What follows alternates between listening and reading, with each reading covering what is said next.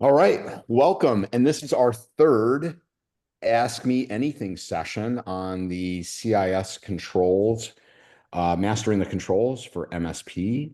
And we're here with the awesome John Strand, the author of the course. And this is our efforts to continue to build this community. These are open, by the way, to anybody. You don't have to be registered for the course.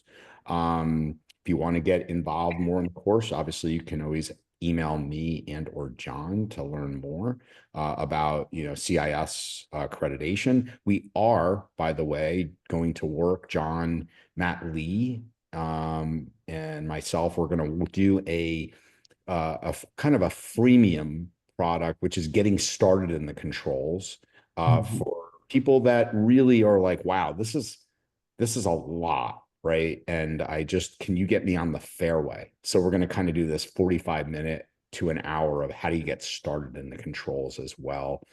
And we're going to get that out there in areas like Empath and some other places at large. Again, community effort to um, and so here's what we're going to be talking about today. So each time we do these, we like to bring on an MSP who really has, really good, what we feel, acumen in the controls, is using the controls regularly and frameworks in their organization, in their MSP, and implementing these in their customers. We started off last week's with Eric Woodard, and we got into his famous shared responsibility matrix and how he looks at inventory, controls 1 and 2.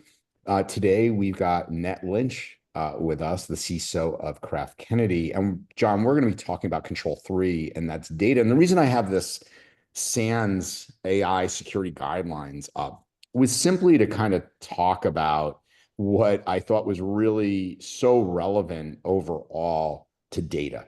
So whether we're talking about the new buzz of, we got to talk about AI, don't we, John, if we're talking about data? It wouldn't It's be. it's kind of required by law. I mean, we Yeah. have.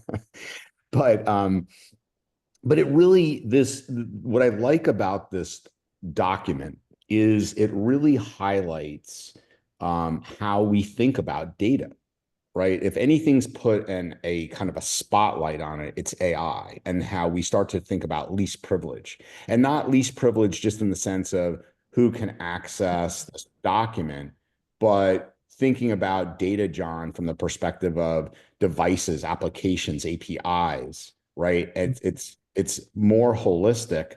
And what's becoming so apparent, John, as I hand this to you to maybe talk to Nett a little bit about how she looks at data inventory and how to get, speak in terms that our customers will actually understand, right? Eric, oh yeah, tell me about your inventory of data. I'm sure that they can all tell you that, right? Really easy, being a little sarcastic. But what I think's becoming evident, John, is you not only do your social engineering and pen testing, is like just how clever the threat actors are getting. And I'll leave it with you, John, with this latest one. We're seeing this proliferation right now of attacks of legitimate QuickBooks email Mhm. attack. Have you seen those recently?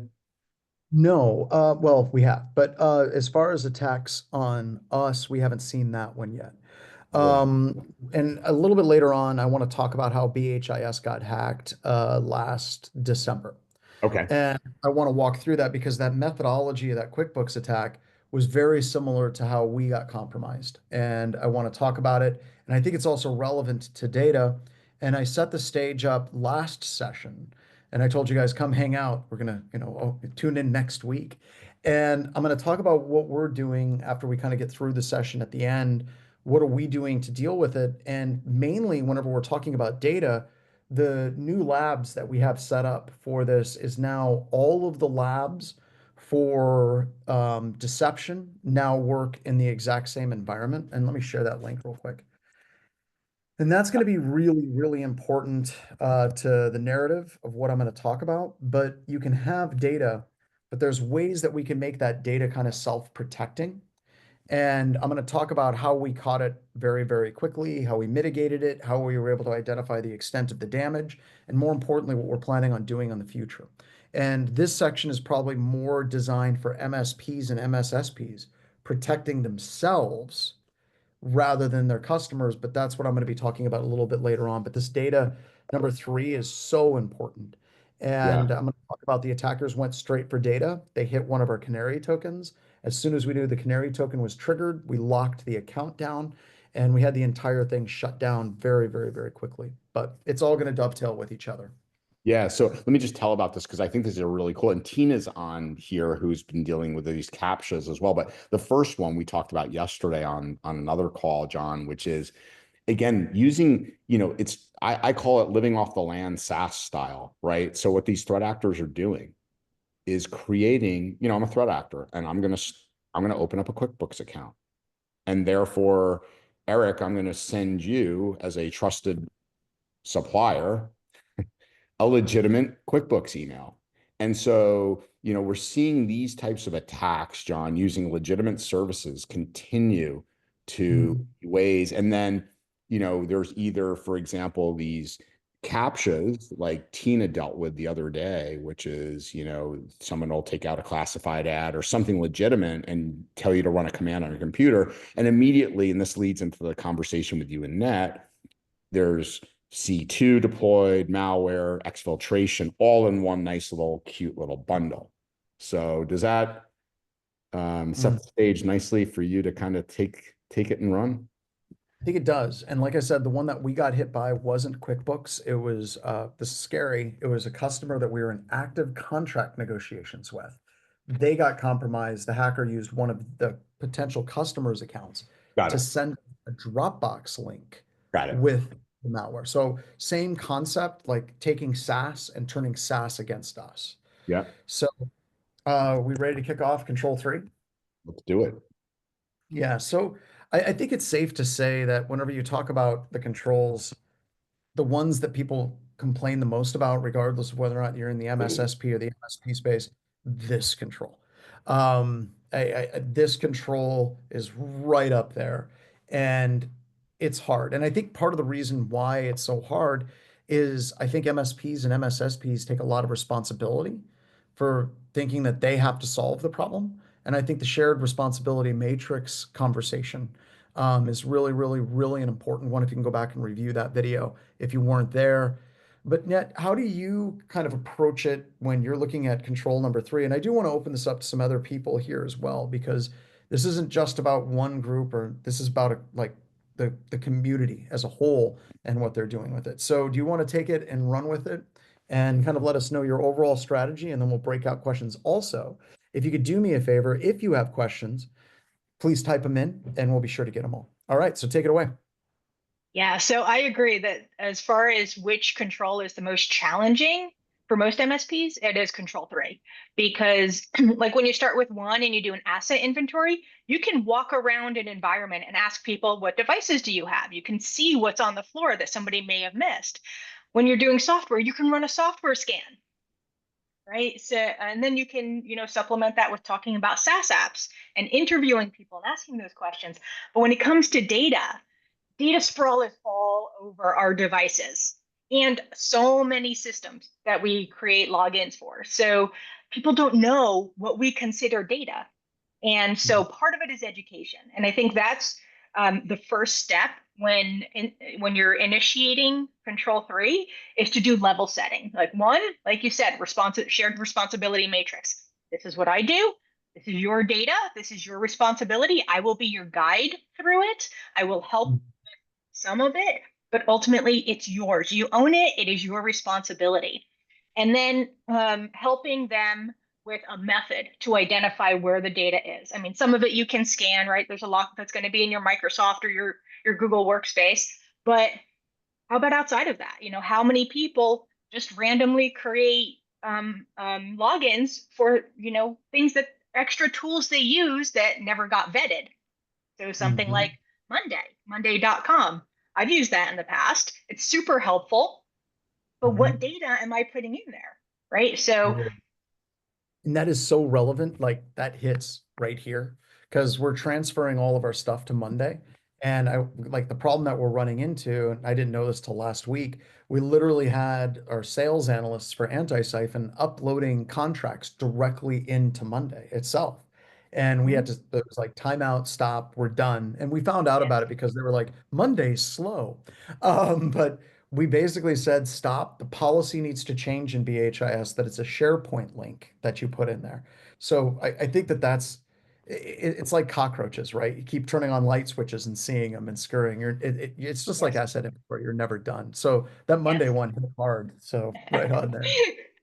And the other part is data classification, right? I mean, no company is going to have all their data classified as public intentionally once they understand, classifying confidential versus sensitive versus public. And so a big part of it is not only having conversations with your point of contact, who really needs to be the owner of this, but they're going to need help explaining these things to all the end users that touch data. So to me, Mm. before you can get started with really any actionable steps of identifying where data is or classifying the data, everybody needs to understand what data is and what the classifications are and what their responsibility is, which means you need a policy. Policy comes first. You always have to identify from the top level of the company what it is we're doing, the what, and then create the process, which is the how. Once you have those two documents, then educating the rest of the staff becomes a lot easier. And doing it in a way that is a little more tailored to the type of role that that person has also helps them to understand and internalize the data they're touching and how important it is and how it should be classified. So, especially if you're working with smaller organizations like, I don't know, under 100 people, it's a lot better, in my opinion, to take that white glove approach and make sure that everybody who is touching that data has an understanding of that data. Nett, can I? So Oh, go, John. go ahead. The question I was going to ask is, we got a question from Andy. So whenever we're talking about categorizing the data to start, right, that is an inherently collaborative effort that you cannot do as a service provider. So when we're talking about strategizing the data, relative security, access exists for that data for starting, okay, you're sitting down with the customer, it's day one. How are you structuring that conversation, and what is like the positive outcomes for that first conversation with the customer?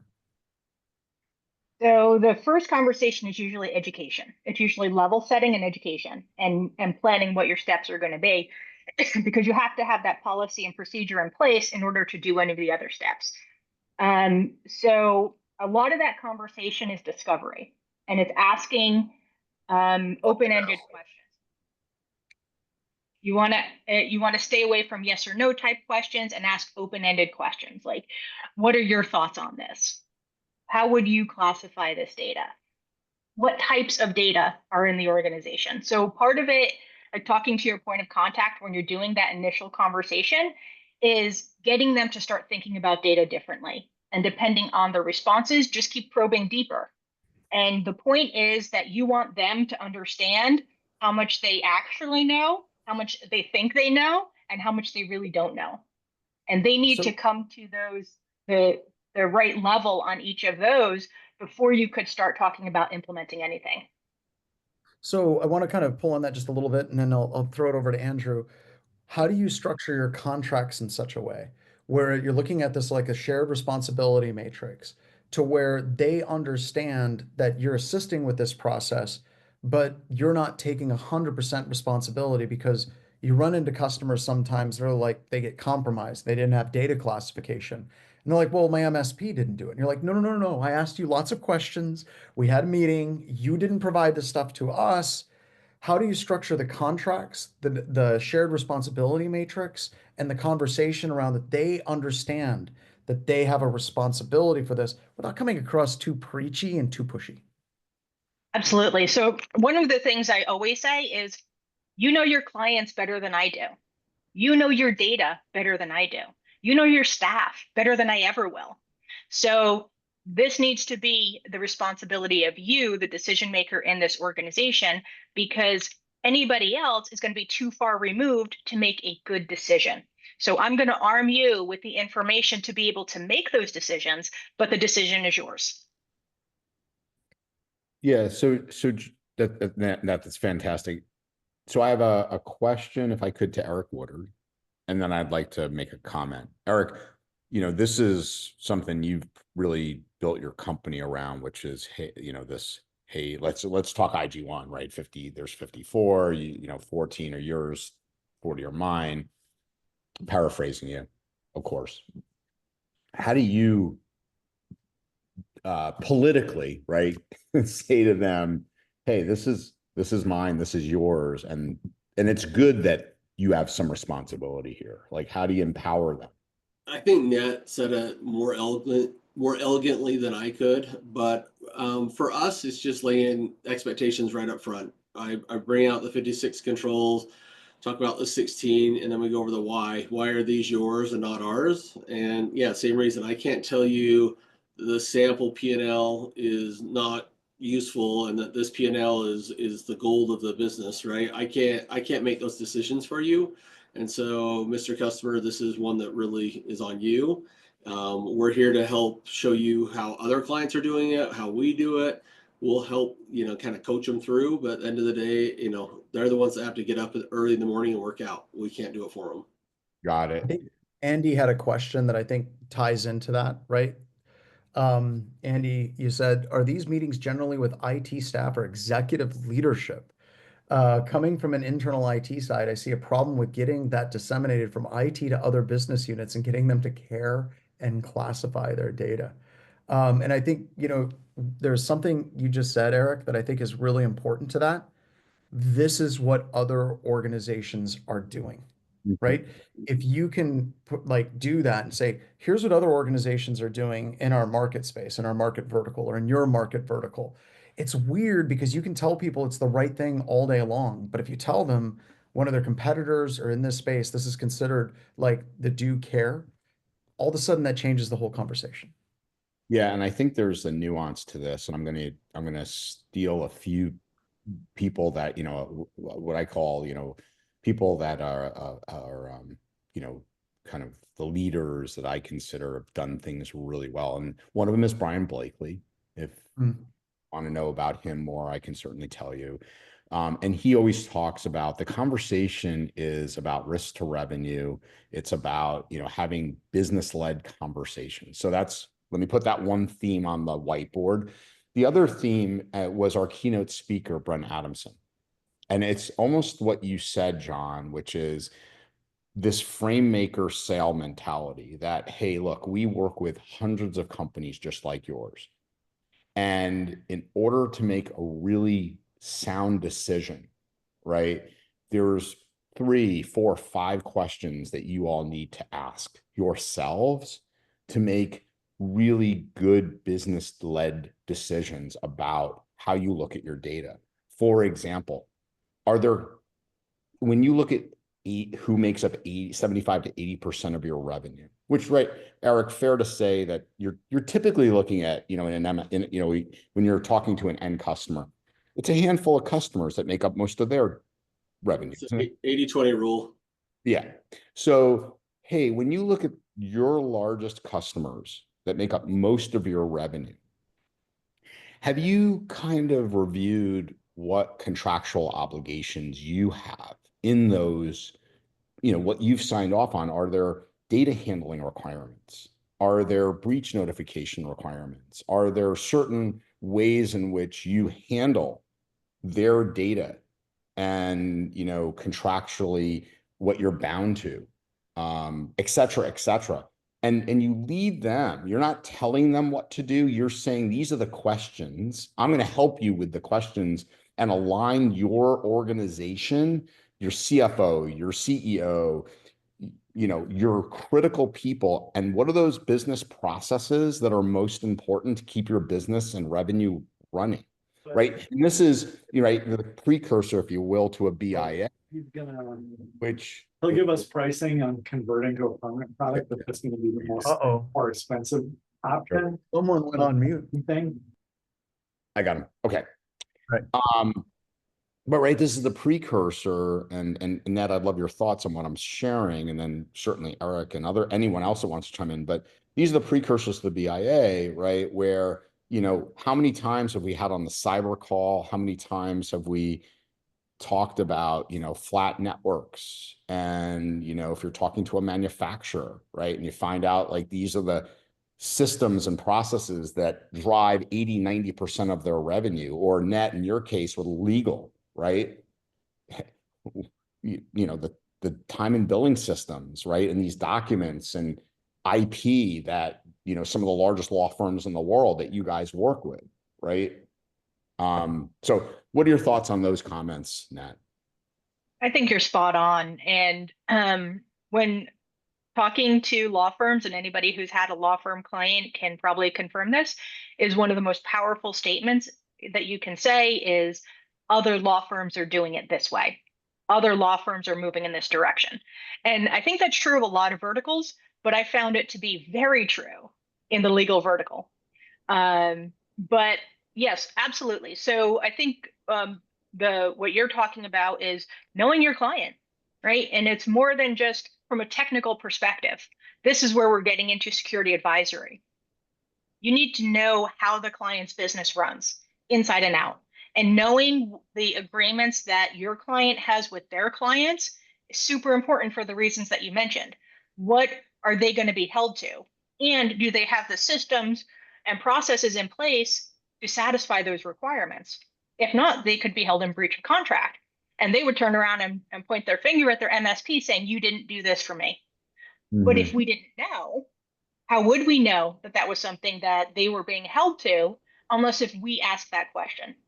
So that goes under understanding how their business works and understanding their business requirements, and also whether they're in a regulated industry. Because there are a lot of clients who are in regulated industries that don't really understand what their requirements are. And not only that, Eric, let me hand it to you and then over to John. Even if your client isn't in a regulated industry, we know regulation is cascading downhill. So this is where if someone goes, yeah, but we're not regulated, we don't have to worry about this. Well, you just told me your largest customer is in XYZ field.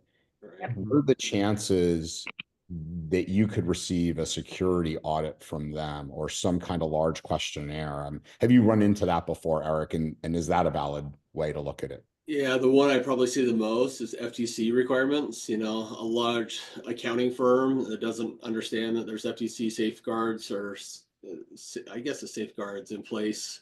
And it's just like, this thing has teeth, and you don't want to be scrutinized by them. So it's, and sometimes it doesn't land real well when you say, actually, I think you are regulated by this, and you should know better. You have to be really careful how you approach it. But yeah, I'm always surprised that, well, do you take credit cards? Or are they stored in your server? Okay, who do you do the FTC or the PCI scan with? And they're like, oh, the controller just hits yes to all the answers every year. It's fine. No. So we actually fired a client that we'd help them with their PCI assessment, and then they would go in after the fact and change all our no's to yeses and then submit it. And I got a report back saying, hey, congratulations, you passed. I'm like, what the heck? So I go log in. I'm like, what are you doing? And I actually fired that client over that incident. So yeah, it's if they're not well connected within their own industry, they can miss the boat on regulation. Yeah, good point. John, we got Matt Lee in final. Yeah, we got Matt. I do have a question for everybody, and I would like to get, because this is going to be important to like my side when I talk about BHIS, and I know that there's pricing and complexity. How many of you are actually using like Microsoft's data classification tools, their dashboard, Purview, and then like the automated pattern matching for classifications? Because inside of Microsoft, you can put rules that basically if it has this type of data, this type of data, this type of data, it has this classification, and then you can track it. And if you could just type in chat, if you're actually using those tools or not. We got Ben using parts of it, but not fully utilizing everything it can do. Eric? Yeah. I was just gonna say, yeah, I was just kind of saying, so we have used it. Funny story, my accountant needed me to send a tax return to them. And so I sent him my tax return, but I had the social, and we had the, can't send socials out, and it returned back. But for some reason, we had it returned back to the knock address. So I thought all my employees got my tax return, but luckily Microsoft's smart enough to not put the attachment on there. So, oh, great. So Nett, what about you and your customers while people are kind of like answering that question? Yeah, so we use Microsoft Purview, and we classify data using Microsoft.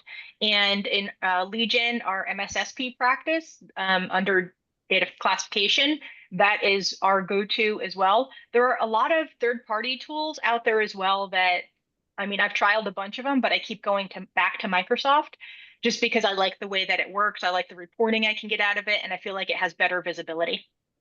Are you doing more of like the exact pattern matching or kind of the loose, like you can put in like X numbers in a row. It's got regular expressions under the hood, of course, because that's the whole world. It's just regular expressions. So when you're setting that up internally or working with your customers, are you kind of working through like what are the patterns that we should be looking for and kind of working with them to set that up in an automated fashion? Or is it just like you're trying to say these are the exact things because they tend to work better? Of course they would, but that just gets into like the world of regular expressions and fuzzy pattern matching. So for Legion, it depends on the client's needs specifically. And if it's a client that has very specific type of PII that they're dealing with, we'll try to match it as exactly as possible because, like you said, you get better results. But if we're in a situation where a client's a little more general and they're not dealing with like social security numbers and things like that, then we do it a little fuzzier. Well, you talked about law firms, and law firms are a nightmare because you can have highly sensitive information that's not credit cards, highly sensitive information that's not health, highly sensitive information that's not social security numbers. You got to set up base classifications for that as well. Andy asked a question: how do other MSSPs scale these processes for small to medium-sized organizations? Most of our customers that are concerned about this, like law firms, they're willing to sit down with us to set it up because they understand the risks and they're willing to pay for it. Nett, do you want to take that as well for small to medium-sized organizations too? Yeah, I think it's when you're talking about scaling, if your MSP is in a vertical, you're going to have an easier time scaling because you're going to have a lot more repeatability that you can standardize and automate and build into your process versus going through, the whole scenario of vetting out all of these different variables for each client. So I would say if I'm looking at scaling, I'm going to look at any vertical standardization that I could do first. And I think Microsoft Purview really helps with that because they do have a lot of data classification tips for healthcare, for finance, for different types of industries as well. Yeah, absolutely. Let me just see if Matt can hear us. Matt, can you hear us yet? There he is. I've seen you come in and out a few times. Let's see. Matt Lee? Is he froze or is he just able to be that eerily still? He might be. He's come in and out a few It's times. got to be wrong. He's been taken over by an alien. I've never seen him stand that still for that long. Yeah, there he is. Now he's shaking his head a little. Oh, yeah. So, And John, we this got is him. the only time you get the word up on Matt Lee when he can't communicate back. That's how I win, by cheating. It's the Kobayashi Maru. Matt, can you hear us? No, he can't. He must be having some audio problems, so he's typing. Okay. So questions so far from any of you all. This is time for you. If you're, thinking about, hey, I've never, maybe, I don't know if I want to ask a question. We don't do data, we don't do data inventory. We don't do data classification. We haven't approached it with our clients. That's okay. That's what this is for, right? And while we're kind of waiting for Matt to get his speakers and stuff working, I want to tell you all that close is okay. Like one of the biggest problems that I ran into with a lot of things when I was working at DoD and the intelligence community is people would get so wrapped around the axles of getting it perfect, right? And you're never going to get this perfect. And doing something, especially with data classification, that isn't perfect that is imperfect is much better than not doing anything because you can't get it perfect. Because you're not going to be 100%, and that is never the goal with this. So it's much better to start with like a loose rules. Whenever we did implementation of like JFAN 6.3 and old school DSKID 6.3 for accreditation of SCIFs and classified security programs, one of the first things we would do is establish what is the minimum classification that we can apply to everything. And one of the things we would do is start with unclassified for official use only. That was the minimum for everything would get that, because that created a situation where if somebody was taking it home, it was easy for us to legally say that was for official use only. That should have never have been taken out of the SCIF. So you can do that with all of your customers where you can get really, really close, establish that foundation, and then start building up the use cases and getting more refined over time. But please don't try to get it perfect before you implement it for your customers, because it's never going to work that way. And really, you just have to be close. Yeah, absolutely. So Matt, thanks for joining Yeah. us. You hear us okay now? Sorry. Yeah. That's okay, dude. So we've been talking about control 3, the easy one, Sure. data inventory, you know. Yeah, you know, slam dunk, like you're just done. Yeah. You know, John, that was a little bit validating for me. There was the macro classification of systems, right? Like one of the things that I tell practitioners is like, in my opinion, don't be afraid to at least initially macro classify an entire software or an entire system, right? Of this is at least this sensitive in all of in this entire system, right? And I don't know, it was good to hear you say that you guys did that in that same capacitance there. Yeah. So Matt, you know, we've talked about everything. We started off, I'll just give you a quick overview because I'd like your thoughts, right? We started off with looking at a SANS white paper on AI that recently came out. And it really talks about right at the beginning about the least privilege principle, and not just thinking about data from the standpoint when we talk about LLMs from the data itself, but devices, APIs, right? And all the necessary components. And then we led into, you know, how Nett is our guest today, how she looks at, you know, having conversations with her clients around, you know, data inventory, Eric Woodard, shared responsibility. And then I kind of, you know, put a caveat in there about it's, you know, it's always got to still come back to, if we're going to get people involved and really understand, we got to bring it to the business level, right? To talk about data amongst data with most business owners, they're going to sit there and look at us like, what are you talking about? My data classification. But if you talk about, you know, contractual obligations, if you talk about business systems and processes that drive the organization's most critical revenue sources, et cetera. And so when you look at it, Matt, you know, you do a lot, you know, of it, you know, advising in terms of the boot camps and things that you do. How do you try to get MSPs on the fairway for this control? What's your, you know, maybe level 1, right, approach to getting, you know, the MSP and then maybe their customers involved in this? Well, first let's tackle the initial, like how technical nerdy bits piece of it, right? The piece is, there's a reason control 1 is before 2 and 2 is before 3.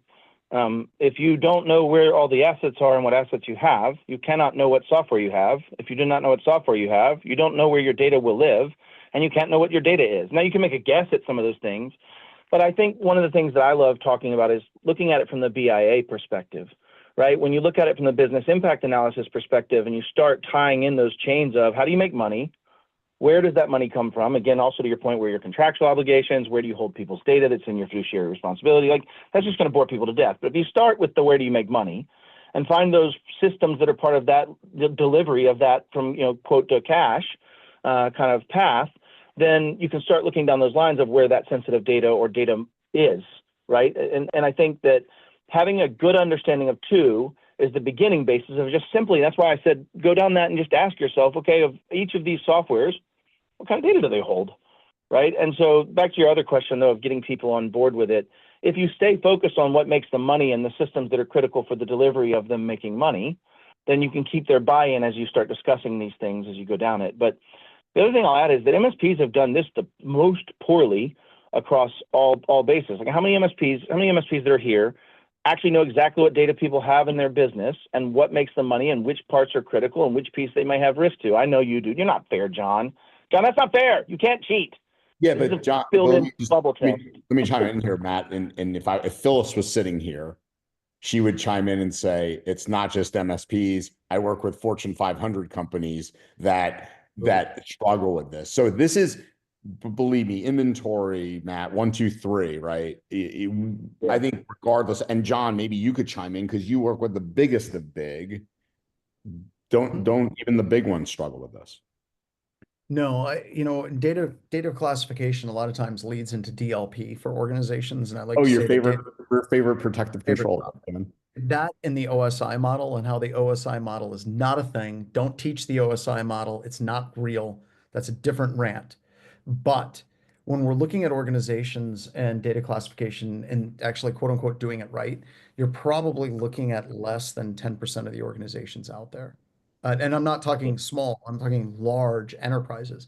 And it gets more and more difficult the larger enterprises actually get because data is just running around everywhere. And AI is not going to help that.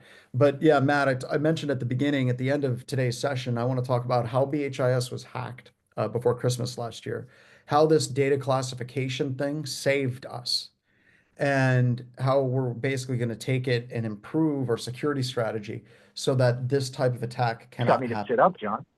Yeah, You well, just got me to unslouch.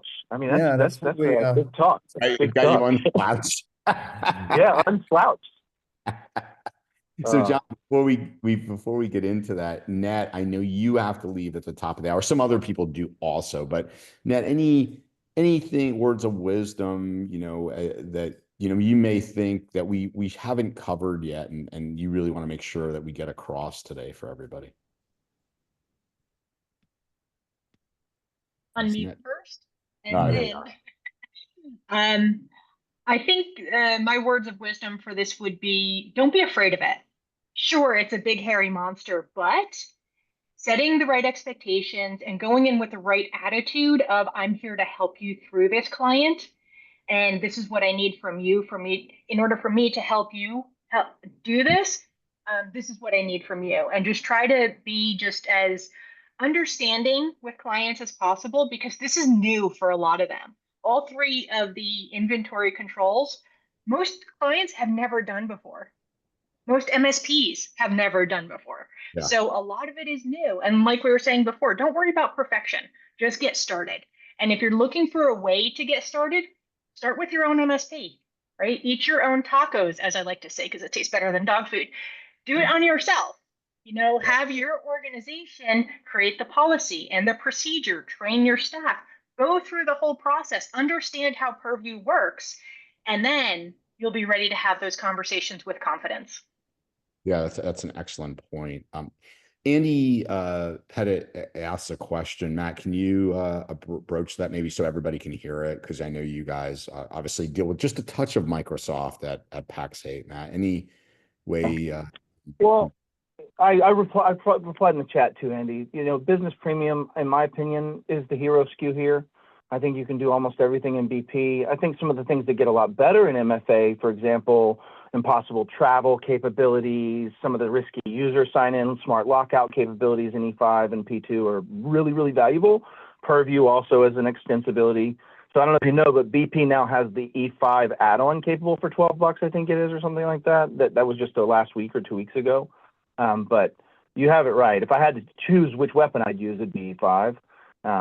But if I was going to do it right now with a small business, it's cheaper to do the BP plus E5 add-on, security add-on, in my mind. But it also goes to a point, Andrew, of my opinion too, of if you are starting to see a world where your clients are 100% AADJ, they're 100% extensible with Intune, Autopilot, they only use SaaS, they're not running local line of business software, they have no AD, they have no hybridization, they have none of those things, then Business Premium becomes way more encompassing of that statement and what I can do with that, right? Now everything's pretty much contained in that license. 5.6 is done there, 6.7 is done there with skin extensibility, like a lot of the conditional access and escalations of risky sign-ins for more risky tools can all be done in one place now. So anyways, without getting too far off on it, I've been AADJ and Intune managed since 2017 as a practitioner, and be glad to chat about that as much as anybody wants to. Cool. Get nerdy about it. Matt, before we go to John to talk about his hack and ideally have time, if he does, to go into, I think, I forget not Blue Spawn, I'm trying to remember the lab he was going to talk about, but some of people here weren't here last time, Matt. Can you talk about your famous bubbles? And yeah, sure. And are those applicable here? Matt, always. Nett, thanks a million. And it was great seeing you. Yeah, Matt, for those that may not have had that, please, if you don't mind sharing it, put the URL in. Sure. Yep. This is fantastic. I'll put that in first, and then I'll go there. Yeah. Yeah, please. I don't have the PAX 8 URL today, so I'm just going to give you the one from our website. Sorry. It's okay.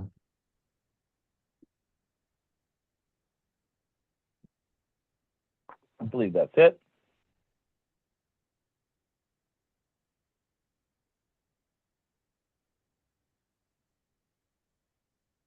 Okay, so what happened here was we were trying to, me and a whole group of humans, it was Phyllis Lee had assigned me 2 people from the controls team, it was Josh and Charity, and we were trying to break down the CIS safeguards into their individual taxonomical elements, right? The subcomponents of each safeguard so that one could understand. Oh, somebody's sharing it. Perfect. Great. I'll just let y'all share. That's great. So this group was us. No, let's start with control 2.1, and then we'll go to 3.x, right? So let's just look at these as we talked about them. When you talk about 2.1, the way these visuals were built was we were trying to work as a team to understand what were the important parts of each of these statements and what was just some syntactical crap they tossed in, like an extra or that wasn't really a decision point. It was just an or that was used for sentence like English, right? So these came out of that so we could all talk about it the same way. Each color means the same thing, each shape, in case this was for ADA, right? So the shapes and colors mean the same thing for each, right? So the green center point there that says detailed inventory of all licensed software, that green center box is the distilled what of the control. We argued for all 153 safeguards, what is the one what? Like you say you only have one ask, what's the one what? Sometimes you'll find there's a couple in there. They broke their own rule more than once, right? Where you have a couple of distilled whats that are in there. So the green boxes are the whats. Orange is something I can prove you did or didn't do. So orange is my assessment stuff. That's the things that I can say, did you actually establish an inventory? Show me the inventory. Did you maintain it? Show me last year's version. Show me that it was changed. Let me see the delta here, right? So orange is something I can watch and prove or look at, right? And then the other piece is yellow. Yellow are the subcomponents. Those are those taxonomical elements I was looking for. Why was I looking for them? So that if somebody said they were an asset inventory, I could ask, cool, bro, nice software. Do you store the URL? Do you store the deployment mechanism? Can you store decommission date? Can you store some of those things? Okay, now you're getting into craziness. Andy, I love you so much with all my heart. That is some of the ambiguity that is having to be applied as a practitioner there. His question in the chat was, what is considered licensed software in that statement? They also ask you to collect URL. I would say it's going to be all the software. Wherever the data can flow, the software is the software's. License might be a free and open use license, but it's still licensed. It has some license there. But I would agree, I get the point you're making, and it is certainly broader. Okay, the point is, each of these visuals have all of the components that are in it. And as you start looking into 3 in data classification, they often sometimes set you up for failure. In this case, they ask you to start a data management process, and they ask you to address classification. Or data sensitivity, but they don't talk about data sensitivity till the very end. Sorry, somebody wanted to cut me off there. Not sure if you saw it. Let me mute somebody here, Andy. Oh, he wasn't talking to me. Okay, I was like, I didn't. I don't think. No, we're good. Okay, cool. So 3.1 says have a data management process, and see how these green bubbles are tied to the side there? Those are things that are related safeguards. Wait. Oh, wait, hold on, Matt. Hold on. Did I mute you accidentally? I think you did. I unmuted though. Okay. Oh, I was trying to mute. Sorry, Matt. I was trying to mute who was in. Good. I'm just waiting for the bubbles to start showing up, closed caption bubbles for a minute. John, did you want to say? Okay, good. So what we have on the right there is related safeguards. So you see how we have this data management process here, but on the right we have 3.2, and it has a straight line and a dotted line. Straight lines are parameterization, meaning 3.2 sets a parameter upon my data management process. I must have an inventory. That must be in my process, right? And so you can see how these are all tied together and how they correlate.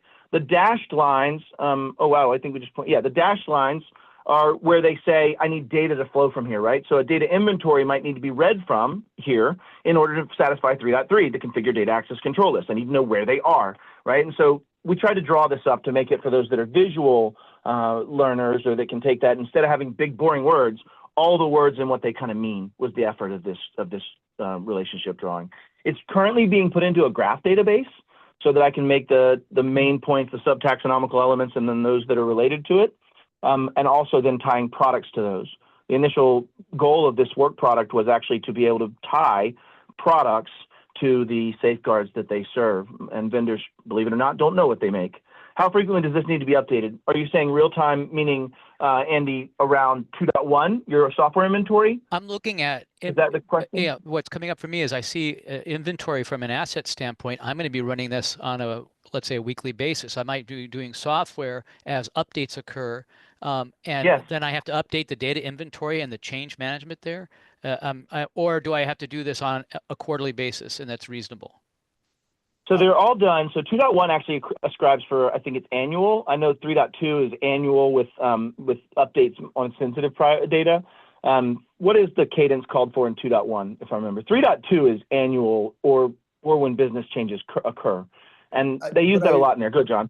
No, John. But I also want to kind of come back to the idea of, let's have a conversation about what you're doing now that is probably doing it continuously. Like if you're doing a vulnerability scan and that vulnerability scan is keeping an inventory of the different versions of everything, then you're doing it every time you do a vulnerability scan.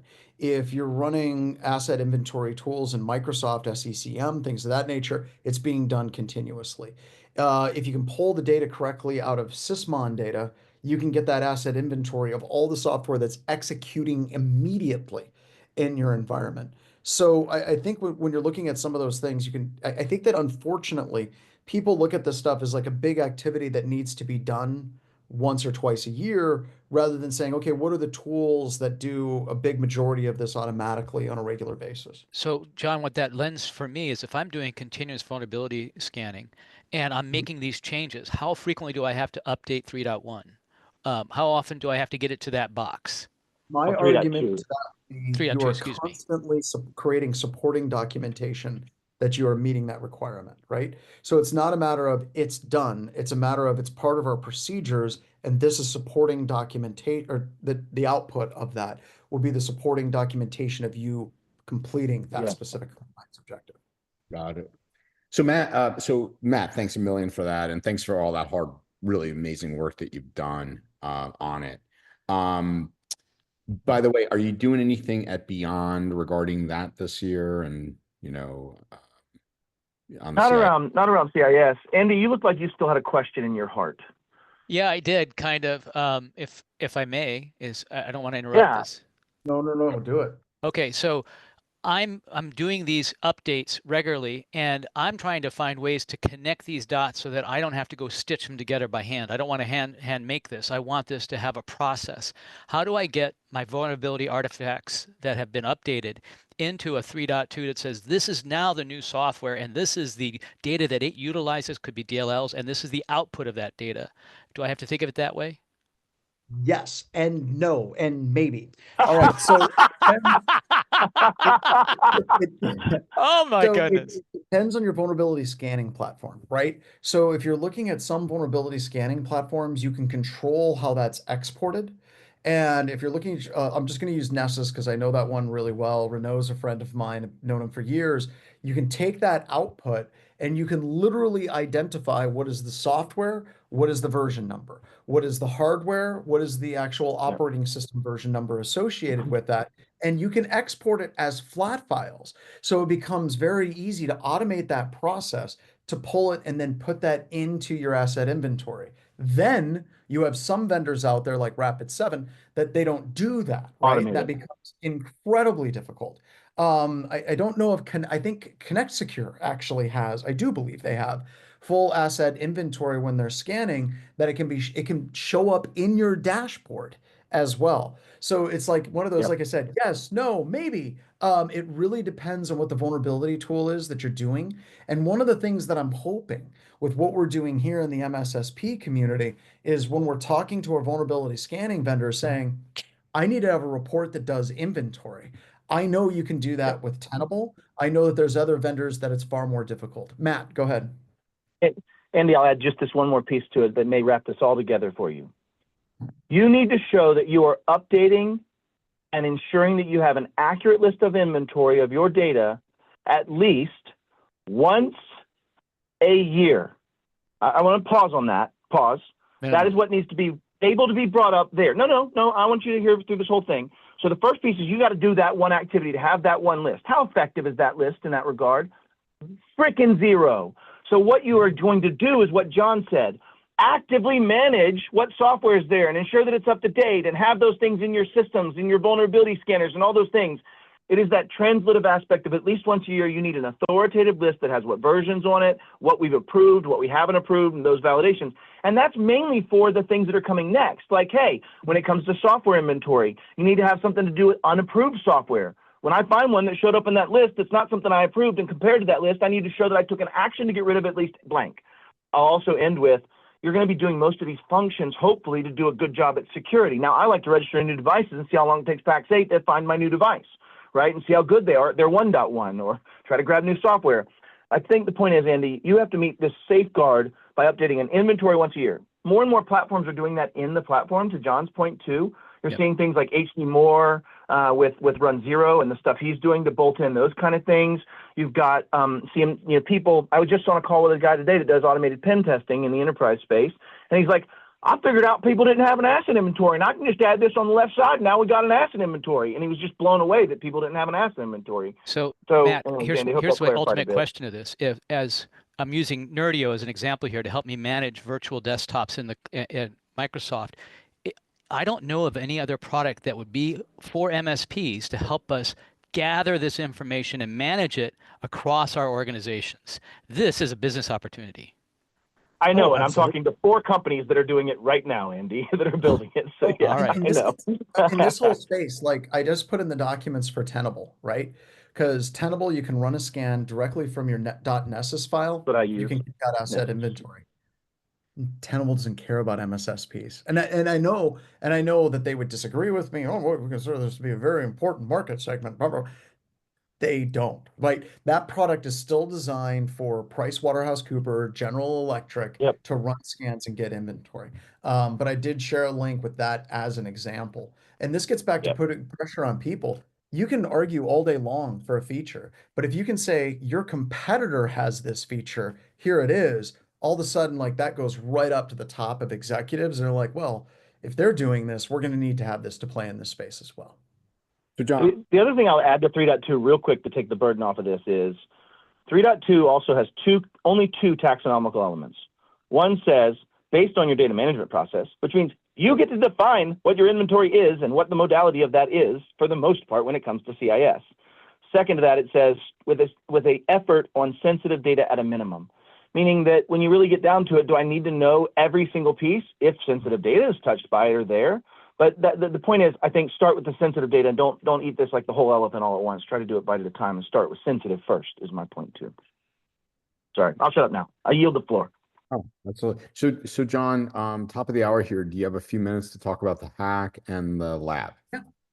Yeah, absolutely. So last week or the last session that we had, I was talking about how I didn't know how what I wanted to talk about was actually going to fit into the controls and just said, to hell with it. We're going to have this conversation because I think it's important. We're seeing more and more attacks, especially at the nation state level, that are targeting amplification factors. And an amplification factor would be you get Kaseya, you don't get one, you get multiple. You go to Beyond Trust, you don't just get Beyond Trust, you get Beyond Trust customers, including the Department of Treasury. And we're seeing MSPs and MSSPs being targeted.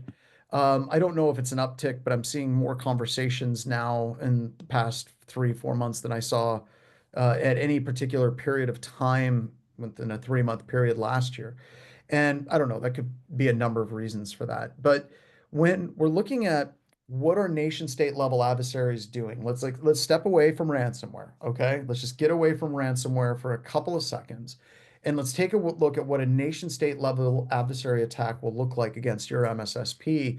I can't tell you what it's going to be in the future. I can't tell you like what it works for every single organization, but I can absolutely tell you our story. And I don't believe we get better in the community unless we are willing to share. And sometimes these stories suck. So I'm going to share this story. The first thing to sharing my story is I would like to share my screen if I could. Share desktop one. There we go. And I want to start with a story from a long, long time ago. A long time ago, a group of people sat down and this is 2017, had a conversation with the Macron campaign in France. And they basically said, you are going to be targeted by Russia, and Russia's going to get in. Like whenever a nation state adversary is coming after you, they're going to get in at some level. That's going to be a thing. And then the question that happened within the Macron campaign is kind of the now what? What do we do in the event that we get compromised by a nation state? And specifically, Russia was trying to target the Macron campaign to swing the election in Le Pen's favor. This was not debatable. This is true. And there was a number of conversations that happened in this particular campaign about how to handle that. Well, we can get Mandiant in here. We can hire, the biggest security firms in the world. We can try to get the best analysts and it always came back to, are we going to be able to defend against Russia and their tactics? And the answer became no. You're not. So what do? Do you give up? How do you handle it? So the way that the Macron campaign handled it, I think is interesting, and it's going to lead into the story of Black Hills Information Security here in just a few moments. What they did is they seeded a whole bunch of fake documents with fake data throughout their email servers and the inboxes of all the people working with that campaign. Why? Because they looked at what the attacker was going to do. Once they got access, they then immediately went to WikiLeaks and they dumped all of the data on WikiLeaks. And what happens if that particular attack is successful and it gets dumped on WikiLeaks, and you can go and say, hey, there's a whole bunch of fake data that is there. All of a sudden, all of that data becomes suspect. All of a sudden, all of that data becomes absolutely useless in the public eye. Okay? And that's exactly what Macron's campaign did. He seeded tons of fake data, tons of fake documents all the way through their servers. And as soon as WikiLeaks went public and said, they've been compromised, we've got the dump, it's over here, they immediately responded and said, a whole bunch of that data is fake, you can't trust it.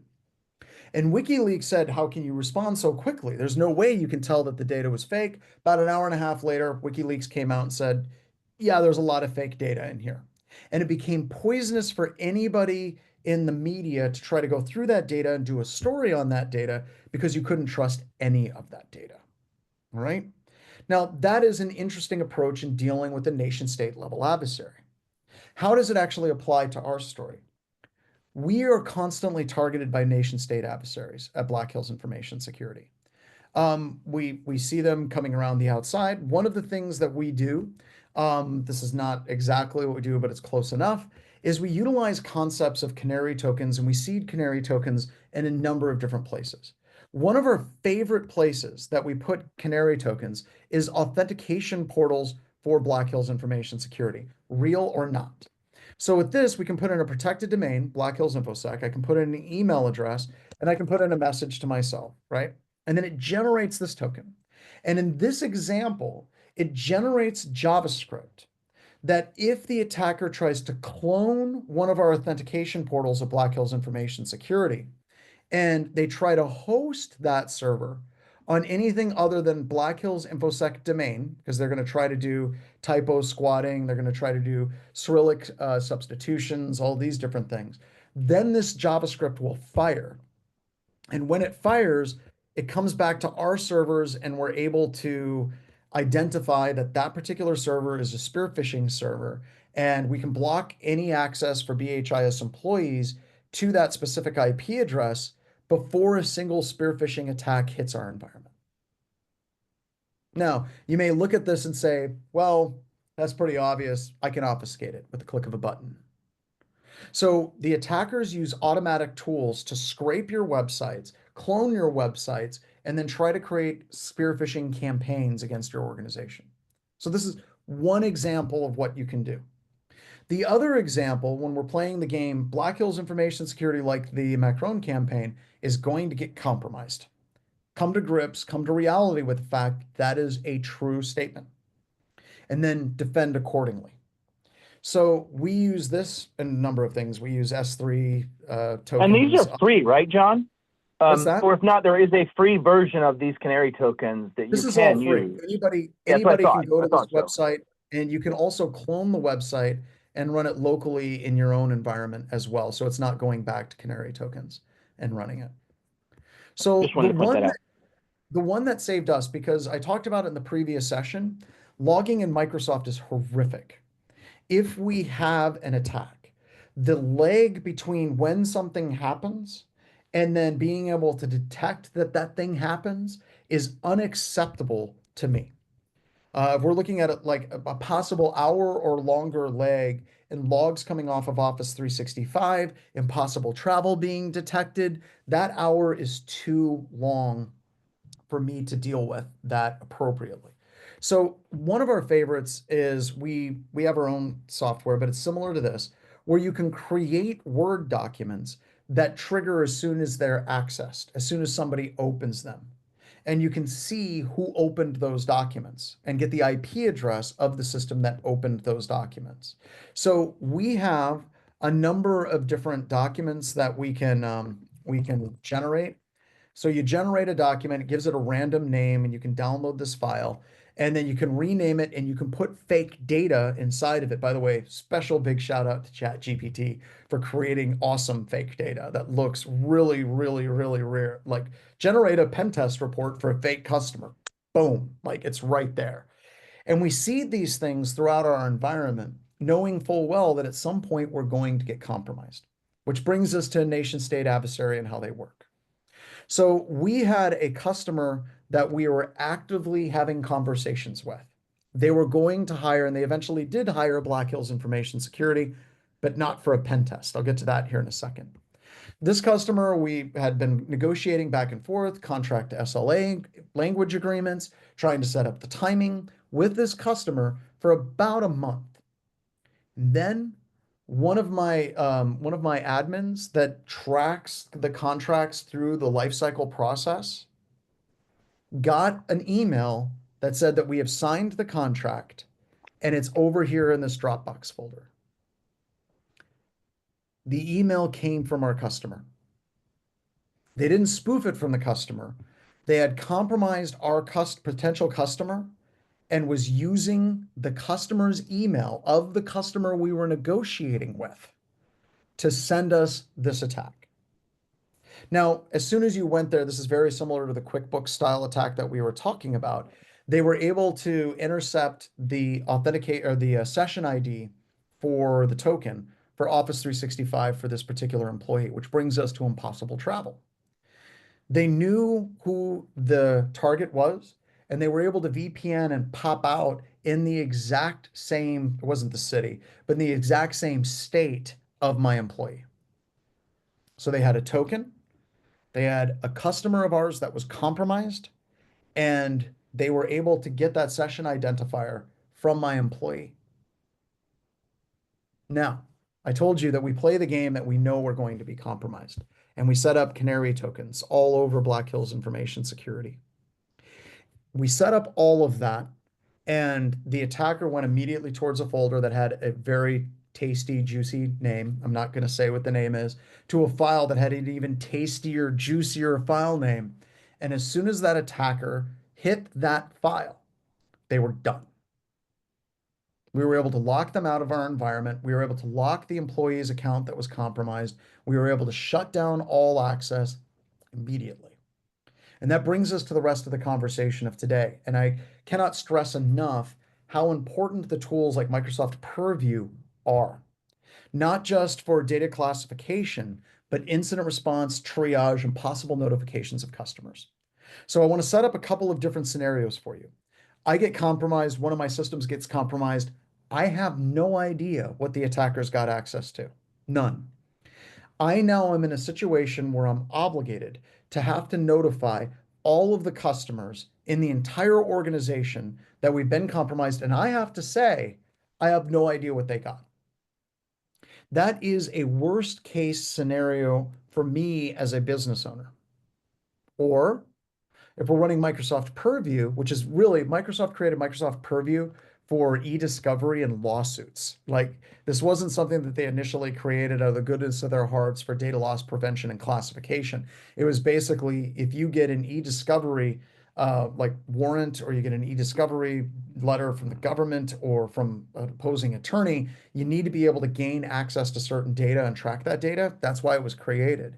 So because we had that data, we were able to see exactly what the attacker did, exactly what folders the attacker went after, exactly what files the attacker went after.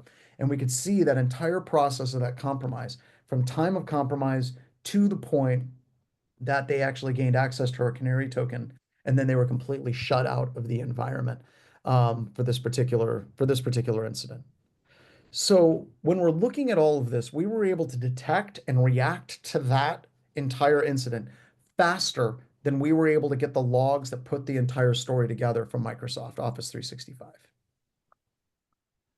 So what we're talking about here also, when we're talking about CIS, and this is stuff I'm going to be talking about with the Center for Internet Security, is I'm going to talk about the importance of trying to think about computer security and trying to move forward on what are the things that we need to deal with this type of an adversary. We had an adversary that was able to move their geolocation. We had an adversary that had compromised one of our customers who subsequently hired us for an IR engagement, and it was incredibly satisfying to kick the attacker's ass out of that environment as well. I loved it. It was wonderful, and it was very cathartic. But when we're doing all of these things, we may not have the tools. And I'm talking specifically to us as MSSPs and MSPs and security firms, not necessarily trying to enable all of these things across the board for all of our customers, but we have to protect ourselves because the level of adversaries that you are dealing with coming after you may not just be ransomware attackers. They may be people that have much deeper pockets and much higher OPSEC and much higher skills to break into an organization than what we normally expect. So when we're looking at this, right, this is stuff that is relatively easy to implement. It doesn't cost that much. The labs that exist that I put in the links are now all updated so they work in that lab environment. So you can do all of the cyber deception labs and you can start having conversations about what can we implement in our environment to detect that type of attack. Because you have to. Because the adversaries, if you're looking at like BHIS, this is something I wrestle with all the time. We bypass these security technologies all the time at BHIS. So if we have somebody that's at least at our level coming after Black Hills Information Security, I know that I am absolutely in trouble. So that's why we do deception, because it adds in randomization in your defensive architectures that the attacker will not be expecting. And it specifically becomes pertinent to this data classification level, or the control number 3, because you can create fake data that the attacker is going to be interested in. And you can set up those traps to catch the attacker, like the Macron campaign, like this particular scenario. And we also do a number of different things for DoD, FBI, CIA with cyber deception as well, which is kind of a different story. The other thing that I want you all to start thinking about is that's automated pattern matching for Purview. I wanted to share those with you. Is also looking at conditional access policies. Microsoft has the ability to identify impossible travel, but it's not that impossible, right? Like if you're within a certain geographic location, like Microsoft is really, really going to be very loosey-goosey about having multiple logins to an account because of cell phone technology, geolocation accuracy versus accuracy on IP address. Most of it, if you're within the state, it's going to let it run and do whatever. You're fine. If somebody all of a sudden is logging in from Estonia or Prague and they're logged in Kentucky, it's going to start freaking out a little bit. But you can go a step further. And this is something that we are doing. You can set it up so your analyst can access your environment through a VPN. You can get OpenVPN as a service. You can set up Cloudflare, where you can make it dedicated, where you can set up a Cloudflare agent, where all of your stuff comes from a dedicated IP address. There's a number of ways that you can configure this to where your employees can only access the Microsoft suite of tools in the cloud if they're coming from a specific IP address or IP address range. And that makes it far more difficult because we're playing that game. Attackers, they're going to get a session identifier. They're going to get a token. They're going to get something. And if we start with that premise and we start working backwards from that, how do we protect in that scenario? Cyber deception. How do we protect in that scenario? Conditional access policies. It starts to make it a little bit better so we can defend our networks dealing with those types of attacks moving forward. So the labs that I like kind of have turned on for everybody is all of the cyber deception stuff. I know it's not necessarily CIS, but you can look at it as data protection. You can look at it as incident response. You can look at it in a number of different ways. But more importantly, I'm telling you that these are the level of adversaries that I'm seeing coming after me, and it's just a matter of time before they start coming after your organization as well. So that's kind of my overview, and I really wanted to stop sharing and kind of open it up for questions because I know it kind of said a lot. There's a lot to unpack there. But what questions do you all have with this as well? I'll just start off by saying, John, that was awesome. Like I think, and you've said this before, cyber deception is so misunderstood. And you even had, I forget which Krebs even said it's to a degree useless. Brian Krebs said it. Yeah, and him and I have talked about that too. So, yeah. Oh, Andy's got a question. Conditional access policies, unless you're dealing with bring your own devices, shouldn't one of the first ones be to only allow access of using a hybrid Entra-joined device? Yes, that would be a good thing. But when we're looking at Cloudflare, they have agents that install on absolutely everything, and then you can actually authenticate with that particular that agent that they have, and Yeah. it'll authenticate Microsoft account as well. So we're finding it to be really easy. We're eating our own. She didn't say dog food. Tacos. Champagne, Tacos. drinking your own champagne. Yeah. We're drinking our own champagne. I'll add to that. I'll add to that, John. So, Andy, there is a Microsoft Entra Private Access. Yeah, he's talking about Warp Client there in that case. Entra Private Access is Microsoft's version of that rolled out in their identity plane. It also has agents that must exist on all the machines that add to that. The other thing I liked about conditional access too would be having escalatory controls where the tokens get escalated for things and actions, right? For example, I might have a token, but if I go to register another MFA device, a common tactic used by threat actors when gaining access to an account, I have to escalate, and that's going to trigger, right? I have to now have either a FIDO or a passkey or something above that. So one of the cool things about conditional access, I'm with you. I would start with intra or hybrid joined. That used to only mean hybrid. It now does include those that are Entra joined, Andy, but that control used to be a bit misleading early days. It didn't actually work if you were not hybrid bound. But now they're, I'm telling you, it was nuts. But anyways, yeah. And part of the reason why we're going specifically to the agent is we have things at BHIS to bypass that. And that's been communicated with Microsoft. It's not public yet. But yeah, this is, like I said, this is the scary stuff that we're dealing with. All right. Any other questions? How does SASE differ from what you just described with Cloudflare? I think you can do it in a number of different ways. We looked at Cloudflare, we looked at OpenVPN, we looked at SASE, we looked at all of these things, and we decided Cloudflare is probably one of the best ones because it has the greatest support for the number of different devices and the diversity of devices that we have at Black Hills Information Security. Okay. But Andy, in my opinion, SASE, or Secure Access Service Edge by Gartner, thanks Gartner for yet another freaking term, but SASE is inclusive of external trusted networks like John's describing, and ZTNA is actually how they market. I'm sorry, go ahead, John.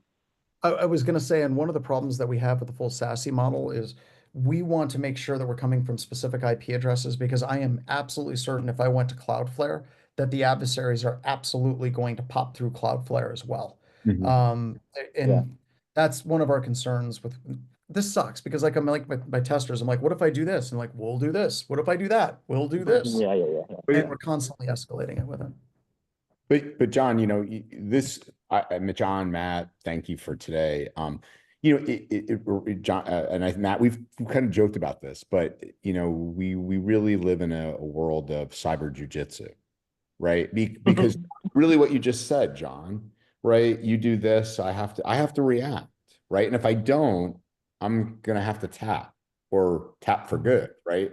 And that's really the world. What we're doing in these courses, and I'm so grateful to all of you sitting in today and being part of this community, right? We're learning these constant counters. You know what I'm saying? John and Matt, like this is the benefit of being part of this, and please invite others, right? This is what we're trying to do, is really raise the level here at a whole new level. So yeah.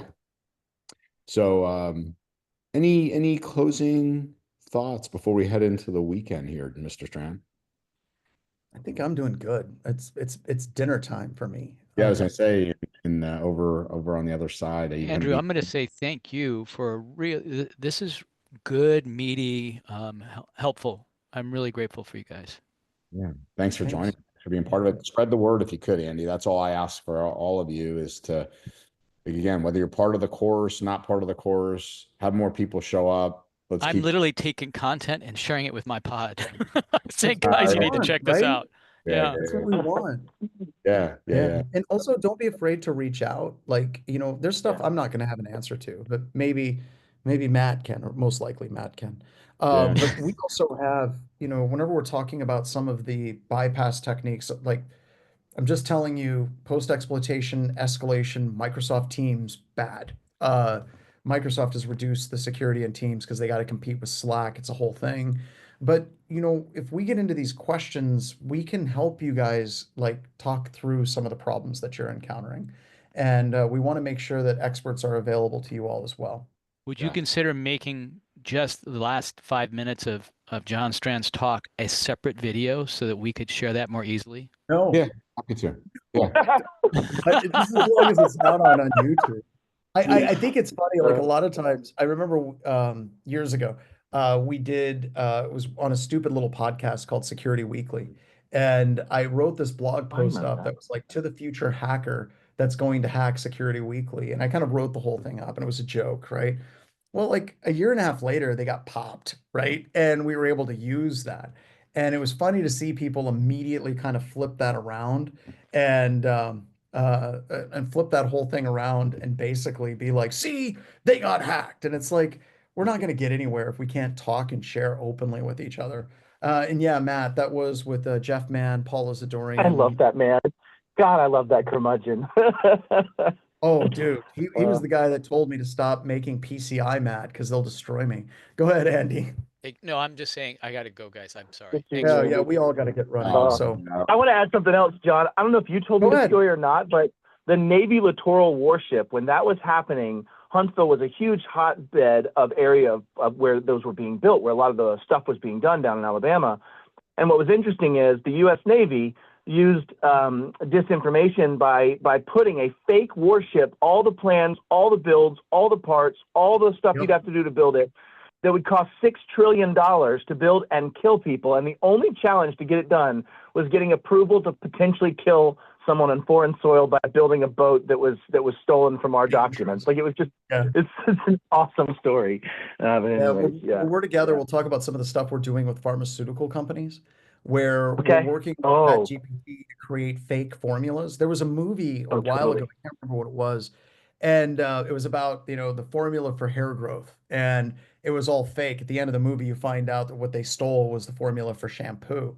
But we've been doing that with pharmaceutical companies, where we're implementing deception strategies, and we work with their scientists. By the way, if you all have to go. This is just riffing. Yeah, sorry, just fun riff. Yeah. Take like their real stuff, send it through an LLM that we have created, which isn't hard. I mean, we got a bunch of 100s, and then it kicks out something that has formulas and processes that are not going to work. ever, Yeah, yeah, right? yeah, yeah. But they're At gonna best, have some to chemist is going to lose his left finger, right? Like it's they're gonna yeah, have to spend millions, if not billions of dollars to try to get this to work. And I just have this thing in my heart where I hope that there's somebody over in China that's a chemist that's reading this and they're like, what is this unobtainium? Where do they get unobtainium? And then how I do we need 5 find grams of this adamantium stuff. centrifuges? Where is this? So no, it's all good stuff. Matt, All before right. I lose you, just real Side quick, tangent. before I lose you and John, real quick, Matt, or did I lose John already? Nope, John's still there. But Matt, are you available on 2 Fridays? Are you know, just because, I know, I'll make it a point to be here. Yeah, well, if you no, I guys know want you me have, here, I'll be here. when is your security thing coming up in Chicago? That's why I'm asking. It's in Chicago on the 15th. I'm doing some fun stuff. Thanks for letting me give me a sec to promote it. But basically, we're doing a build up a company. I made a company called 40 Engineering. It is a water, SaaS, and hardware as a service for small communities company that just got 100 million in funding. And we're going to build it up and kick it down and then talk about what happened. So if anybody's down for a play style CTF based build up and kick down of a company, then join us. It's going to be a fun time in Chicago, April 15th. So Awesome. Awesome. Yeah, I just wanted to see if you'd be if that conflicted. That's all. That's why I'm. Nope, no conflict. It's done. It's done on Wednesday. I'm home by Thursday and ready Awesome. on Friday. So I'm in. Okay, cool. Yep. We'll see you all on the. I'll get it out there for the 18th. Until then, see you all and have a You great. all. Take care. All right. And remember, you're the self-selected ones trying to win right now. So good for you. That's awesome. See y'all.